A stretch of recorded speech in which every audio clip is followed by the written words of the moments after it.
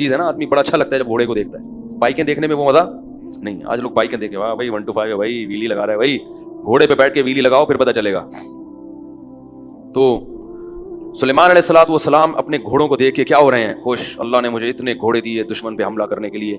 इतने मगन हुए उस दौलत को और माल को देख के कि आपकी असर की या तो नमाज कज़ा हो गई या कोई उस वक्त मामूल था जिक्र का, वो मामूल कज़ा हो गया। सुलेमान अलैहिस्सलाम को परेशान हुए कि ऐ अल्लाह, ये तो जिहाद के घोड़े थे, मैं इनमें मशगूल हूँ तो तेरी याद से गाफिल हो जाता हूँ, और अगर तुझे याद रखूँ तो इन घोड़ों की खबरगिरी कौन करेगा। बात नहीं आई समझ में। बल्कि इससे पहले क्या किया, आपको गुस्सा आया कि मैं इन घोड़ों में मशगूल होकर अल्लाह की याद से गाफिल क्यों हो गया। हुक्म दिया कि सारे घोड़े ज़बह कर डालो। क्या कर दो? ये माल है जिसने मुझे अल्लाह के जिक्र से गाफिल किया। सारे घोड़े क्या कर दिए ज़बह कर। अब जब घोड़े ज़बह कर दिए तो फिर ख्याल आया भाई जंग तो इन्हीं घोड़ों से होती है। क्या हो गया भाई, गलत तो नहीं कह रहा? जंग किससे होती है? घोड़ों से, मिसाइलों से, असलहे से, टैंकों से। ये मैं इसलिए कह रहा हूं कि बाज लोग समझते हैं कि जंग जज्बे से होती है, कहते कुछ भी नहीं हो कूद जाओ। ऐसा नहीं होता, जज्बे के साथ चीजें भी चाहिए, ठीक है ना। तो उन्होंने कहा ये तो मैंने जोश में आके सारे घोड़े ज़बह कर डाले, अब मुझे जिहाद के लिए घोड़े भी चाहिए। घोड़े रखूंगा तो फिर कहीं आज एक नमाज कज़ा हुई, कहीं दोबारा अल्लाह का जिक्र से गाफिल ना हो जाऊं। तो अब अल्लाह से दुआ मांग रहे हैं, ऐ अल्लाह तू मुझे ऐसी हुकूमत दे दे कि मैं इन असबाब और वसाइल का मोहताज ना रहूं, ताकि मैं तेरी इबादत कर सकूं। तो अब अल्लाह से दुआ मांग रहे हैं, हबली मुल्क ला यंबगी मिन बादी। ये जो हजरत सुलेमान थे ना, ऐसे बादशाह थे कि तमाम आसमानी किताबों में इनको किंग सुलेमान कहा जाता है। आज गोरे भी जब सुलेमान अलैहिस्सलाम का नाम लेते हैं ना अंग्रेज, वो भी क्या कहते हैं, किंग सोलोमन। देखा होगा ना आपने। तो उनकी बादशाहत के इतने चर्चे हुए कि उन जैसा बादशाह ना कायनात में कोई गुजरा और ना क़यामत तक कोई दोबारा पैदा होगा, क्योंकि उन्होंने दुआ मांगी, ऐ अल्लाह मुझे ऐसी बादशाहत दे दे ला यंबगी लि अहदिम मिन बादी, कि मेरे बाद वो किसी को भी ना मिले क़यामत तक। अमेरिका भी वो बादशाहत नहीं देख, ख्वाब नहीं देख सकता उसको। अल्लाह फरमाते हैं हमने इनकी दुआ कबूल कर ली। फसख्खरना लहु अर्रीह, हवाओं को ताबे कर दिया। भाई हवा जहां बोलोगे हवा उठा के आपको ले जाएगी। वो जो सुलेमान अलैहिस्सलाम का तख्त था ना, वो मुमकिन है कोई हवाई जहाज हो, कुछ भी चीज हो, बाहर लोग किस पे चलता था, वो हवाओं पर चलता था। और जिन्नात को ताबे बना दिया आपके, जो समंदरों में गोते लगाते और समंदर की तह से हीरे जवाहरात निकाल के लाते और बड़ी बड़ी इमारतें तामीर करती। ये जो एहराम मिस्र है ना, ऐन मुमकिन है सुलेमान अलैहिस्सलाम के दौर में जिन्नात की तामीरात हों। तभी तो ये दुनिया का एक उजूबा है कि बगैर जोड़ के इतनी बड़ी बड़ी दीवारें पहाड़ की चोटी पर लेकर कौन गया था? क्रेनें तो इजाद नहीं हुई थी, तो ये पहाड़ की चोटी पर ईंटें होती ना तो मिला दिया होता। आप कह सकते हैं हो सकता है उस जमाने के इंसान इतने बड़े बड़े हो, तो इंसानों की जो लाशें उस जमाने की निकल रही हैं वो इतने बड़े बड़े नहीं। फिरौन तो इतना ही है जितना सब लोग होते हैं। जो लाश है ना फिरौन की, तो उजूबा इसी वजह से है कि कोई जोड़ नहीं है, कोई ईंटें नहीं है, तो इतनी बड़ी बड़ी इमारतें ले जाके पहाड़ों के रखी कैसे? ऐन मुमकिन है, मैं 100% नहीं कह रहा, लेकिन ऐन मुमकिन है ये उन्हीं जिन्नात का काम हो। जिन तो जिन है ना, सही है ना। तो अल्लाह फरमाते हैं कि फिर वो बड़ी बड़ी देगचे बनाते, फौजी उन देगचों में खाना खाते। वक़ुदूर रासियात, बहुत सारे मोजज़े अल्लाह ने हजरत सुलेमान अलैहिस्सलाम को भी दिए। और ख़वातीन से पेश की माजरत कि सुलेमान अलैहिस्सलाम की 100 बीवियों का जिक्र तो सही है बुखारी में है, माजरत के साथ। एक थोड़ा सा किस्सा आ गया दरमान। कितनी बीवियां थी सुलेमान अलैहिस्सलाम की? 100 बीवियां कम से कम, जिस जो सही है बुखारी में है। उससे ज्यादा कितना थी अल्लाह ही बेहतर जानता है। तभी बहुत से गोरों ने सुलेमान अलैहिस्सलाम का तज़किरा अच्छे अल्फाज में नहीं किया। अंग्रेज जो है ना, बाज मुअर्रिखीन माज अल्लाह नक़ल कुफर, वो सुलेमान अलैहिस्सलाम को अय्याश परस्त बादशाहों में शामिल करते हैं, उनकी तहरीरों में अंग्रेजों।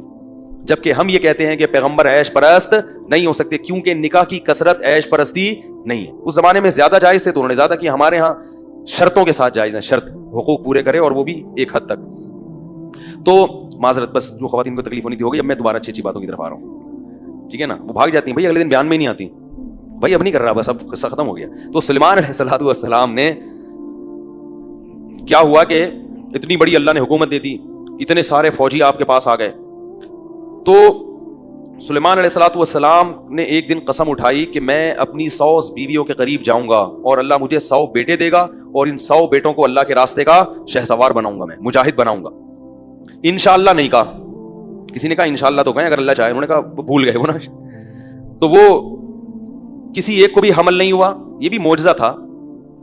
कोई और जो है ना आप लोग कोशिश ना करें इसकी, یہ معجزہ تھا, کیونکہ بعض لوگوں نے اس کا بھی انکار کیا ہے کہ کیسے ممکن ہے, یہ معجزہ ہے. لیکن انشاءاللہ نہیں کہا تو ایک زوجہ کو حمل ہوا اور اس سے معذور بچہ پیدا ہوا. سلیمان علیہ السلام کو احساس ہو گیا کہ یہ میں نے انشاءاللہ نہیں کہا تھا, اس کی سزا ملی. خیر انہوں نے دعا مانگی کہ اللہ مجھے ایسی حکومت دے, تو ہواؤں کو اللہ نے تابع کر دیا, جنات, اور یہ بڑی زبردست. تو اب سلیمان علیہ السلام نے ایجنسی کا کام پرندوں سے لینا شروع کر دیا. پرندے جاتے تھے مخبری کر کے, پرندوں کو تو کوئی نہیں روک سکتا نا, کوا آگے بیٹھا ہوا ہے سن رہا ہے بھائی کیا بول رہا ہے بھائی, تو کون روک سکتا ہے بھائی.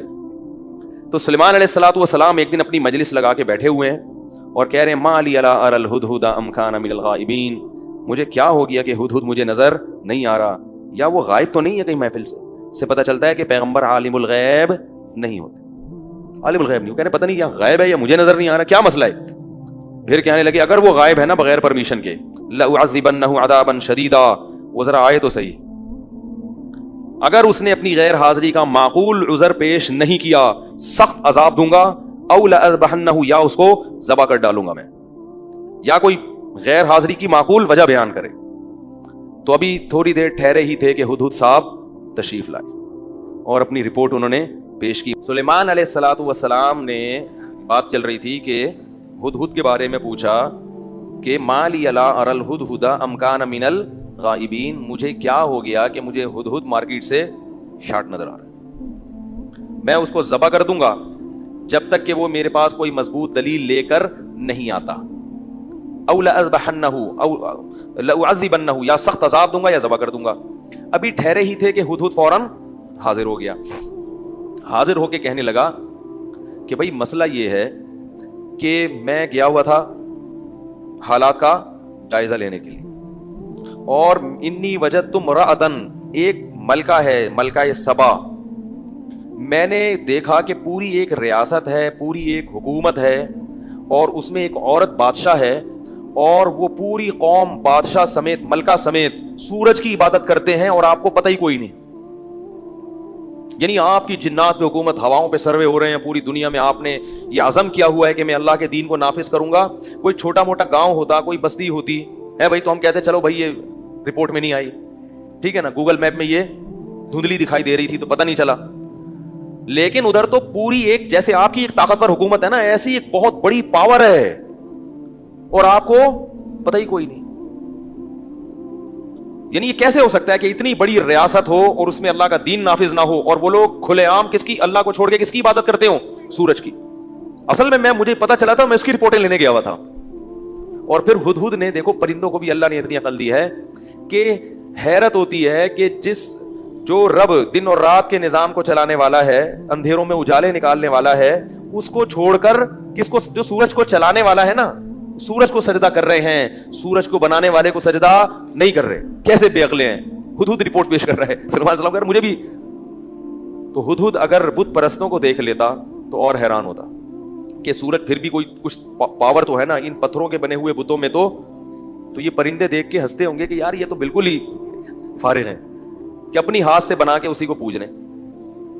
اور یہ بھی کہنے لگا کہ میں نے ایسی ملکہ دیکھی ہے کہ اس کا بہت شاندار تخت ہے. پہلے زمانے میں بادشاہ کے تخت سے اندازہ ہوتا تھا کہ یہ معاشی لحاظ سے اور عسکری لحاظ سے کتنے مضبوط ہیں. سمجھ رہے ہو کہ نہیں سمجھ رہے؟ تخت میں ہیرے جواہرات اور اتنا کچھ لگا ہوتا تھا جس سے پاور اور طاقت کا اندازہ. تو ہدہد نے کہا بہت زبردست عرش ہے اس کے پاس, تخت بڑا شاندار خاندانی, اور عورت حکومت کر رہی ہے.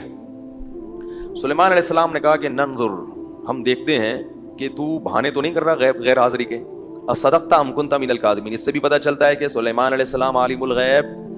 بولو بھائی, جتنا اللہ علم دے دیتا ہے اتنا پتہ چلتا ہے, جو نہیں بتاتا وہ پتہ نہیں چلتا. یہی ہمارا عقیدہ ہے نبی صلی اللہ علیہ وسلم کے بارے میں بھی.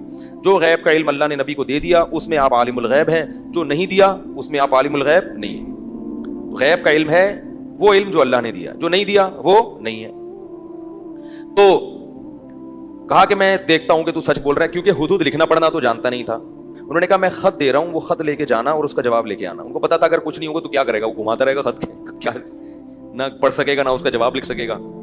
کہا کہ خط لے کے جاؤ. اب حضرت سلیمان علیہ السلام نے ملکہ سبا کو بڑا خاندانی خط لکھا. جب آپ کے پاس پاور ہوتی ہے نا, طاقت, تو پھر آپ بات کرنے کا اسٹائل آپ کا وہی اسٹائل ہوتا ہے. جب کمزور ہوتے ہیں تو پھر یس سر جی سر کرتے ہیں آپ. سلیمان علیہ السلام بہت طاقتور تھے, ملکہ سبا بھی طاقتور تھی, لیکن یہ بھی تھے.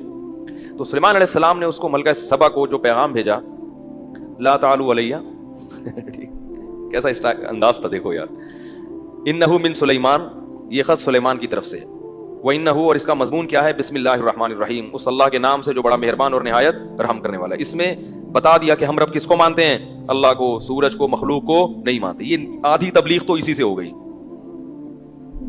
کہتے ہیں جو حکمت والا ہے نا, اس کا کلام مختصر اور جامع, مختصر جامع, ٹو دا پوائنٹ بات.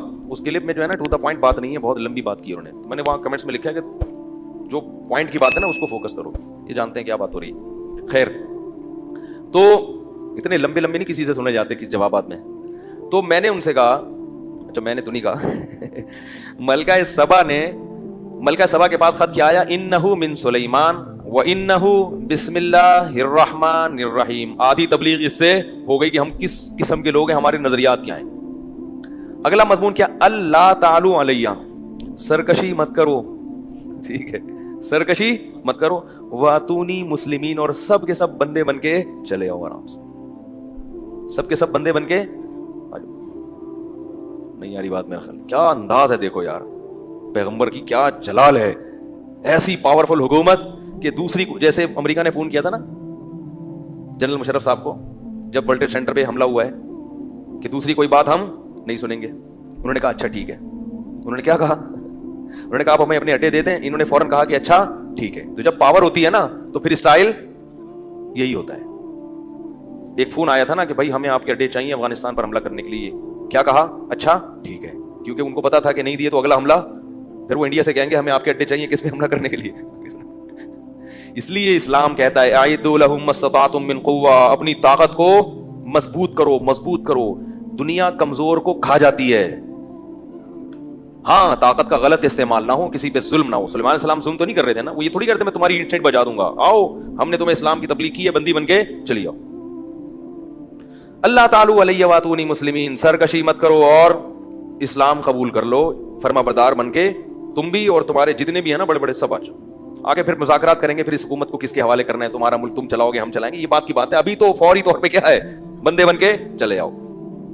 ملکہ سبا بہت ذہین تھی. حدیث میں آتا ہے کہ اللہ نے عورت کو مرد کی نسبت عقل کم دی ہے, یہ حدیث میں ثابت ہے. ناقص العقل ہے, ناقص العقل مرد کی نسبت کم, لیکن بعض عورتیں تاریخ میں مردوں سے کئی گنا زیادہ ذہین گزری ہیں, اور آج بھی ہوں گی جو بیان سننے آ رہی ہیں, صحیح ہے نا.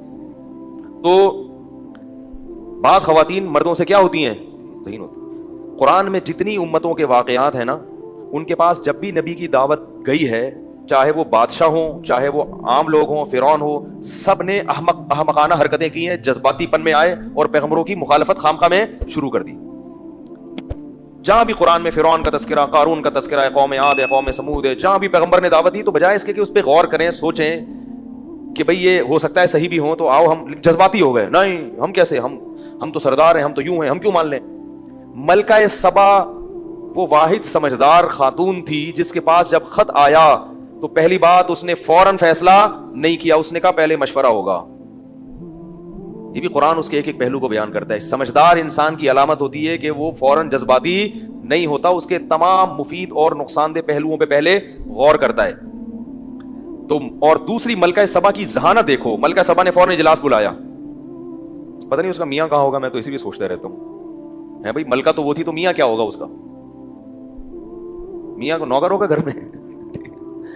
ہمارے والا حساب ہو گیا نا, جیسے وہ جو تھے پیپلز پارٹی کے, تو وہی جو بہت زیادہ ڈیٹیل پھر کلپ آ جائے گا یار, آج کل کلپوں نے بڑا پریشان کیا ہوا ہے. تو ملکہ میرا خیال ہے وہ ان میرڈ ہوگی یا بیوہ ہوگی, ہاں خیال ہے, رپورٹ نہیں ہے, خیال ہے یہ. تو ملکہ سبا نے پہلی بات تو یہ کہ اپنے درباری جب جمع کیے نا, وہ بڑے بڑے طاقتور اور وہ سارے درباری, ان سے کہا انی القی الیہ کتاب کریم, میرے پاس ایک بڑا عزت والا خط آیا ہے. یعنی خط کے ٹاپک سے لگ رہا ہے کہ یہ بندہ چھوٹے ذہن والا نہیں ہے, کریم, عزت دار, خاندانی خط. اس سے بھی ملکہ سبا کی ذہانت کا خط کے مضمون سے جیسے آپ جب کسی کے خلاف کمنٹس کرتے ہیں نا, تو آپ کے کمنٹ سے اندازہ ہو جاتا ہے کہ آپ کس فیملی سے بلونگ کرتے ہیں, ٹھیک ہے نا, کیا خیال ہے. تحریر سے اندازہ ہوتا ہے کہ آپ کا تعلق کس فیملی سے. تو اس لیے اپنے خاندان کو بدنام مت کیا کرو کمنٹس الٹے سیدھے کمنٹس کرنا ہے, مخالفت کرنی ہے تو کرو, لیکن تمیز سے. تو اس نے جو کمنٹس کیے نا خط پر کہ یہ خط معمولی آدمی کا, کیونکہ عام بادشاہ جب خود خط بھیجتے ہیں دھمکیاں اور غیر اخلاقی زبان, عورت کو خط بھیجیں گے تو اور اس کی توہین کریں گے, اس کی عزت کو اچھالیں گے. اس نے کہا ایک تو اللہ کا نام استعمال کیا, بڑا مہربان نہایت رحم والا, سلیمان کی طرف سے سرکشی مت کرو. تو اس نے کہا یہ اللہ کا نام لے رہے ہیں, یہ کوئی خاندانی آدمی کا خط ہے. تو مشورہ کیا, یا ایھا الملأ افتونی فی امری, ہاں یا ایھا الملأ انی القی الی کتاب کریم انہ من سلیمان وانہ بسم اللہ الرحمن الرحیم. بتائے کہ اس کا یہ مضمون کہاں سے شروع ہو رہا ہے, بسم اللہ الرحمن الرحیم سے شروع ہو رہا ہے, بڑا شائستہ کلام ہے. تو یا ایھا الملأ ما کنت قاطعۃ امرا حتی تشہدون, جب تک تم کوئی مشورہ نہیں دیتے میں کوئی رائے قائم. دیکھو کیا زبردست الفاظ ہیں. یہ نہیں کہا کہ جو مشورہ تم دو گے میں اس پر عمل کروں گی, اگر ایسا ہوتا نا تو مروا دیا تھا انہوں نے. کہا کہ رائے تو میری ہوگی لیکن وہ رائے تمہارے مشورے بغیر میں قائم. یہ بڑی خاندانی, خدا کی قسم اس کے ایک ایک الفاظ جو ہے نا, کیونکہ رائے میں آپ کسی کی رائے کو اپنے اوپر مسلط نہیں کر سکتے. جتنا اچھا فیصلہ اپنے بارے میں آپ خود کر سکتے ہیں کوئی دوسرا نہیں کر سکتا. مشورہ سب سے لیں, کریں اپنی. جب اپنی ہی کرنی ہے تو مشورے کا فائدہ کیا؟ سوال پیدا ہوتا ہے بھائی جب اپنی ہی کرنی ہے تو پبلک سے مشورہ کیوں لے رہا ہے؟ وہ غلط بات تو نہیں کر رہا نا میں. سوال پیدا ہوتا ہے مشورہ لینے سے کیا ہوگا کہ اس کے تمام مثبت پہلو اور منفی پہلو آپ کے سامنے آ جائیں گے. بعض ایسے پازیٹیو پہلو ہوتے ہیں جن کی طرف آپ کی توجہ نہیں ہوتی کیونکہ آپ انسان ہیں, محدود ہے صلاحیت. بعض منفی پہلو ہوتے ہیں اس کی طرف توجہ نہیں ہوتی, تو وہ تمام پہلو سامنے آنے کے بعد اس کو پلس مائنس کرنا آپ کے لیے آسان ہو جاتا. تو اس لیے اس نے کہا کہ میں خود سے, اگر بیوقوف عورت ہوتی نا کہتی یہ تو مشورے کی چیز ہی نہیں ہے, لگاؤ فوجیں لے کے چڑھ جاؤ سالوں پر, یہی کہتے ہیں نا وہ, یا بھاگ لو یہاں سے ٹھیک ہے, اس سے پہلے کہ وہ آئے. تو اس نے کہا کہ میں فیصلہ تو میرا ہی ہوگا لیکن میں اس وقت تک فیصلہ نہیں کروں گی جب تک کہ تم مشورہ نہیں دو گے. تو انہوں نے کیا مشورہ دیا مسٹنڈوں نے؟ انہوں نے کہا پاگل لوگ تھے, لگ رہا ہے کہ جتنی عقل مند وہ تھی اتنے ہی بیوقوف اس کے درباری تھے. کہنے لگے نحن اولو قوت, ہم کمزور لوگ, کوئی مسٹنڈوں والی بات کی نا, ہم کمزور لوگ نہیں ہیں, ڈرنے والے نہیں ہیں. نحن اولو قوت و اولو باس شدید, اسلحہ بھی بہت ہے, فوج بھی بہت بڑی ہے, زبردست جنگوں کے عادی ہیں ہم لوگ. ایک اور صحیح, جہاں اتنی جنگیں ہوئی ہیں ایک اور صحیح. والامر الیک, لیکن فیصلہ تیرا ہی ہوگا. یہ بھی ملکہ نے ان کو سدھایا ہوا تھا کہ جو بادشاہ ہوتا ہے نا فیصلہ, بولو بھائی, اس سے پتہ چلتا ہے کہ اگر آپ کی امیر کوئی عورت بن جائے جو کہ جائز نہیں ہے, لیکن اگر بن گئی تو پھر فیصلہ بہرحال اسی کا ماننا پڑے گا. اس لیے ملک کی حکمران اگر عورت بن جاتی ہے تو شریعت میں اس کو پسند نہیں کیا, لیکن جب وہ حاکم بن گئی تو چلے گی پھر اسی کی, پھر میں عورت کو نہیں مانتا. نبی نے فرمایا کہ اسمعوا واطیعوا ولو سلط علیکم رجل حبشی, فرمایا صحیح بخاری کی حدیث ہے کہ اگر تم پر کوئی حبشی غلام مسلط ہو جائے اس کی بھی اطاعت کرنی پڑے گی. حالانکہ غلام خلافت کا اہل, حکومت کا اہل نہیں ہوتا, امارت کا اہل نہیں ہوتا, اور وہ غلام بھی پرلے درجے کا بیوقوف.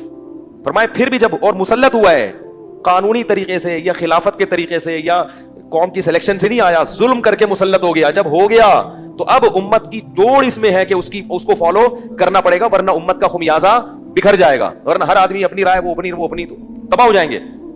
تو یہ اسلام نے امت کو جوڑنے کے لیے یہ احکام دیے ہیں. سمجھ میں آ رہی ہے بات؟ تو انہوں نے کیا کہا کہ فیصلہ کس کے ہاتھ میں ہے؟ تیرے ہاتھ میں, باقی ہم تو لڑنے کے لیے تیار ہیں. یہ بڑی اچھی بات تھی کہ بھائی اپنی آپ نے صلاحیتوں کا اظہار کر دیا. تو ملکہ نے کہا کہ دیکھو نہ تو میں یہ کہتی ہوں کہ لڑیں گے نہیں اور نہ یہ کہتی ہوں کہ لڑیں گے, امتحان لیتی ہوں کہ یہ واقعی اللہ کی طرف دعوت دے رہا ہے یا دین لیبل اللہ کا لگا رہا ہے اور مقصد ہے اس کا حکومت اور دولت. کیا عقل ہے یار, دیکھو خدا کی قسم بھائی, صرف اللہ کا نام لینے سے اللہ والا یا سچا پیغمبر نہیں بن جاتا. محمد صلی اللہ علیہ وسلم کی تعریفوں میں تو مرزا غلام احمد قادیانی نے بھی بڑے نعتیہ کلام لکھے ہیں, اور بھی ہمارے بڑے ملک کے مشہور لوگ ہیں جو اللہ اس کے رسول کا نام استعمال کرتے ہیں, لیکن لے کے جاتے ہیں لوگوں کو گمراہی کی طرف, اس میں اپنا دنیاوی مفاد ہوتا ہے. اس نے کہا اللہ کا نام استعمال ہو رہا ہے, الرحمن الرحیم بھی کہہ رہا ہے, اور سب اسلام قبول کر لو اور فرمانبردار بن جاؤ, بڑی اچھی باتیں کر رہا ہے. تو میں یہ دیکھوں گی کہ یہ اہل حق میں سے ہے, یہ واقعی اللہ کے دین کی طرف لے آنا چاہتا ہے, ہمیں اللہ کا پیغمبر ہے, یا یہ بادشاہ ہے جو طاقت کے نشے میں پوری دنیا پہ قبضہ کر کے ہمارے اسباب اور وسائل کو ہتھیانا چاہتا ہے. تو میں امتحان لوں گی, اگر اس امتحان کے نتیجے میں یہ ثابت ہو گیا کہ یہ پیغمبر ہے, اس سے لڑنا پھر فضول حرکت ہے, اور اس کی اگر یہ حق دعوت دے رہا ہے تو لڑنے میں کیا ہوگا, نقصان. اور اگر یہ لالچی شخص نکلا تو پھر ہم اس سے کیا کریں گے, ہم بزدل نہیں ہیں کہ جو بھی ہمیں کہہ کے فرمانبردار بن کے چلے جائے اور ہم جناب بنیان پہن کے ٹھیک ہے چلے جائیں. جی حضور, ایسے تھوڑی ہم گرے پڑے لوگ نہیں ہیں. حق کی دعوت ہوگی تو قبول کریں گے, حق کی دعوت نہیں ہوگی تو قبول نہیں کریں گے, لڑیں گے پھر. اور یہ بھی کہا کہ میں اس لیے تمہیں مشورہ دے رہی ہوں, ان الملوک اذا دخلوا قرية افسدوها وجعلوا اعزة اهلها اذلة وكذلك يفعلون. جلد بازی مت کرو, جنگ کی طرف فوراً مت جاؤ, کیونکہ بادشاہ جب جنگ کے ذریعے کسی علاقے کو فتح کرتے ہیں تو عزت دار لوگوں کو ذلیل کر, اگر اس نے حملہ کر کے ہمیں فتح کیا نا تو پھر یہ ہماری عزت نہیں ہوگی جو ابھی شرافت سے جانے میں ہے. ابھی جائیں گے تو پروٹوکول دیا جائے گا, سمجھ رہے ہیں, عزت ملے گی. اور اگر جنگ کے ذریعے وہ ہم پر غالب آ گئے تو شہروں کو جنگ میں تو پھر بربادی ہوتی ہے, غلام بنتے ہیں, عورتیں لونڈیاں بنتی ہیں, کیا کچھ ہوتا ہے. تو اس لیے جلدی مت کرو, امتحان لیتی ہوں, دنیا دار ہے, فائٹ کریں گے, لڑیں گے. اور اگر حق کی دعوت دے رہا ہے, لالچی نہیں ہے, تو پھر اس سے لڑنا فضول ہے. پھر اپنی عزت اسی میں ہے کہ عزت اور شرافت کے ساتھ اچھے بچے بن کے چلے جاؤ, پروٹوکول ملے گا کہ بھائی بغیر جنگ کے تسلیم ہو گئی. تو اب امتحان کیسے لیا جائے, کیا ایک ایک چیز ملکہ سبا کی ذہانت پر دلالت کر رہی ہے.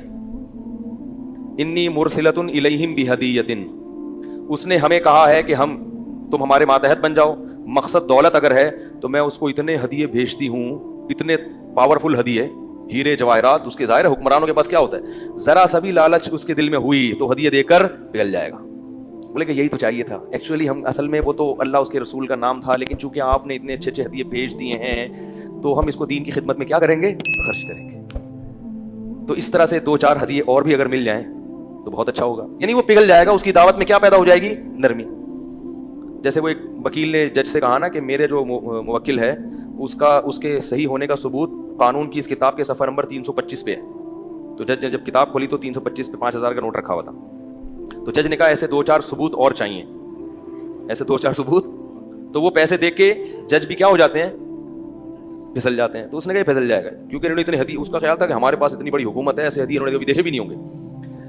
تو جب سفیر آیا حضرت سلیمان علیہ السلام کے پاس, وہ تحفے, تحائف, پرفیوم, پتہ نہیں کیا کیا ہوگا اس زمانے میں, جوڑے لے کے اور خوبصورت تاج لے کے. تو سلیمان علیہ السلام نے کہا اتمدوننی بمال, تم مجھے پیسوں کے ذریعے میری مدد کرنا چاہتے ہو.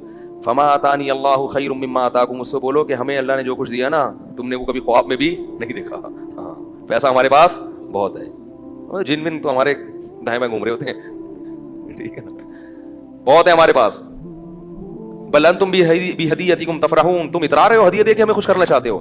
اور پھر اس قاصد سے کہا ارجع الیہم, واپس جا اور ان سے کہو کہ ابھی تو خط آیا تھا, اب خط نہیں آئے گا. فلناتینہم بجنود, لشکر آئے گا, لشکر لا قبل لہم بہا, جس کے سامنے نہیں ٹھہر سکتے. ولنخرجنہم منہا اذلۃ, ذلیل کر کے تمہیں تمہارے ملک سے نکال دیں گے. وہم صاغرون, تم سب کمتر ہو چکے ہوگے. جب جو عزت مل رہی ہے نا, یہ جنازہ نکل جائے گا. ملکہ سبا کو ہو گیا بھائی یہ بڑا خاندانی آدمی ہے, یہ کمپرومائز کرنے والا, پیسوں کی لالچ, کیسی ذہین عورت. حیران کی اس پر ہوتی, قرآن میں جتنے بھی واقعات ہیں نا پیغمبروں کے, فرعون کو موسیٰ علیہ السلام سمجھا کے تھک گئے, معجزے دکھائے, مینڈکوں کا عذاب کیا, کم بخت نہیں مانا. اس سے پتہ چلتا ہے کہ جذباتی آدمی کبھی بھی کامیاب نہیں ہوتا. آپ کی بات کے کتنے بھی خلاف بات کوئی کر رہا ہو, اس کو ٹھنڈے دل سے آرام سے سنیں, پھر تجزیہ کریں تمیز کے ساتھ. تو ملکہ سبا نے ارادہ کیا, چل بھائی نکلو بھائی, چلتے ہیں. قافلہ لے کے جاتے ہیں, ان سے اسلام نہیں لائی لیکن جا کے کیا کرتے ہیں, تحقیق کرتے ہیں. ایک دم نہیں اسلام لائی, جا کے دیکھتے ہیں کہ یہ واقعی نبی ہیں, تحقیق کے لیے بلایا ہے نا, تو جاتے ہیں ہم. سلیمان علیہ السلام نے کہا یہ آ رہی ہے نا, تو اب اس کو اپنے معجزے دکھاؤ. کیا دکھاؤ, معجزے. پہلا معجزہ انہوں نے کہا کہ اتنا بڑا تخت ہے, اپنے جنات میں سے لوگوں سے, جنات سے کہا کہ ایکم یاتینی بعرشھا قبل ان یاتونی مسلمین, اس سے پہلے کہ وہ فرما بردار بن کے ہمارے پاس آئے, اس کا عرش کون اٹھا کے, تخت کون اٹھا کے لائے گا. یعنی چونکہ وہ تخت دیکھ کے حیران ہو جائے گی تو مانے گی کہ بھئی یہ معجزہ ہو سکتا ہے, یہ کوئی ٹیکنالوجی نہیں ہے. تو یہ اللہ کی مدد ہے ان کے ساتھ.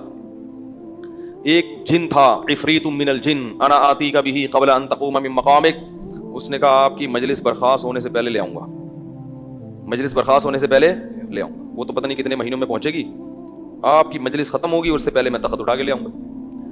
قرآن کہتا ہے قال الذی عنده علم من الکتاب, ایک بزرگ تھے جن کے پاس زبور کا علم تھا. اللہ والے تھے, انہوں نے کہا انا آتی کبھی ہی, انسان تھے وہ, کرامت ظاہر کی کہ میں وہ تخت آپ کے پاس لے کر آؤں گا قبل ان یرتد الیک طرفک, اس سے پہلے کہ آپ کی پلک جھپکے. یہ کہا اور تخت سامنے حاضر. یہ کرامت ہوتی ہے, جو کرنے والا اللہ ہوتا ہے, ہاتھ کس کا استعمال ہو رہا ہوتا ہے, بزرگ کا, ورنہ کسی انسان میں یہ طاقت نہیں ہے کہ یوں یوں کر دے. یہاں پہ ہمارے یہاں بھی وہ گندے نالے میں ایک بزرگ بیٹھے ہوئے ہوتے ہیں, عامل جاگی بابا, جب یہ ایک بزرگ وہاں سے تخت لا سکتے ہیں تو وہ میری محبوبہ کو کیوں نہیں لا سکتے, اور 500 کا بیلنس کیوں نہیں ڈلوا سکتے. تو ان چکروں میں نہیں پڑے, یہ سب کام اللہ کر رہا ہے. اور یہ حقیقت میں سلیمان علیہ السلام کا معجزہ ہے کہ آپ کے امتی میں ایسے لوگ ہیں کہ جن کے ذریعے اللہ ایسے کام کر دیتا ہے. اور اس سے بھی پتہ چلا کہ اگر کسی امتی کے ہاتھ میں کوئی کرامت ظاہر ہو تو اس سے امتی پیغمبر سے افضل نہیں ہو جاتا. حضرت سلیمان تو نہیں لا سکے, مگر کون لے آیا؟ تو اس سے پتہ چلتا ہے کہ فضائل صدقات میں جو بعض کرامتیں ہیں نا, تو لوگ کہتے ہیں صحابی سے تو ہوا نہیں, ان کے بزرگ سے ہو گیا. تو یہ اپنے بزرگ کو صحابی سے بھی بڑا سمجھتے ہیں. کوئی نہیں سمجھتے. بزرگی اور برتری کا مدار اعمال پر ہے, کرامتوں پر نہیں ہے. تو حضرت سلیمان نے جب دیکھا نا, ابھی کہہ رہے ہیں کون لے آئے گا ایک دم حاضر, تو کہنے لگے ھذا من فضل ربی, یہ میرے رب کا فضل ہے. دیکھو اگر وہ ان بزرگ کا کام ہوتا تو وہ کہتے یہ اس کی کلاکاری ہے. بھائی واہ بھائی واہ, کیا کہہ رہے ہیں, میرے رب کا فضل ہے. اس سے پتہ چلا کہ یہ اللہ نے کیا ہے, لیکن ان بزرگ کے ہاتھ پہ کیا اللہ نے. تو ان بزرگ کے ہاتھ پہ کیوں کیا؟ تاکہ ان کا بھی نیک ہونا ثابت ہو جائے, یہ ثابت ہو جائے کہ اللہ ان سے محبت کرتا ہے. تو اس لیے اللہ بعض بزرگوں کے ہاتھ پہ کرامات کو ظاہر کر دیتے ہیں تاکہ لوگوں میں ان کی مقبولیت ہو جائے.